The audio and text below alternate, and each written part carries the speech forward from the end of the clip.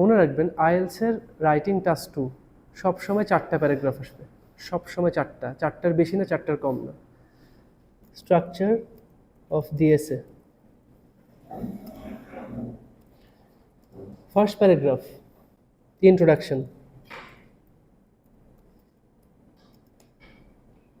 Second paragraph আমরা বলি body paragraph 1,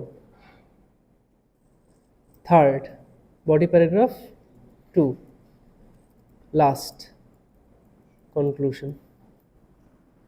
তাহলে সবসময় 4টা প্যারাগ্রাফে আমি আমার এসে লিখব। শুরু হবে ইন্ট্রোডাকশন দিয়ে, শেষ হবে কনক্লুশন দিয়ে, মাঝখানে 2টা বডি প্যারাগ্রাফ।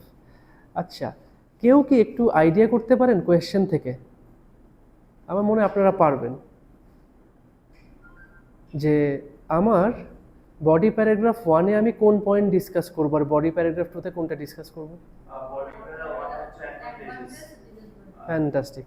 বডি প্যারাগ্রাফ 1-এ অ্যাডভান্টেজেস, বডি প্যারাগ্রাফ 2-তে খুব ইজিলি আমি বুঝতে পারছি। যেহেতু আমি মেইন 2টা জিনিস নিয়ে আজকে ডিসকাস করব, তাহলে একটা বড় প্যারাগ্রাফে আমি আলোচনা করব অ্যাডভান্টেজেস, সেকেন্ডটাতে কি করব? ডিসঅ্যাডভান্টেজেস। নাইস।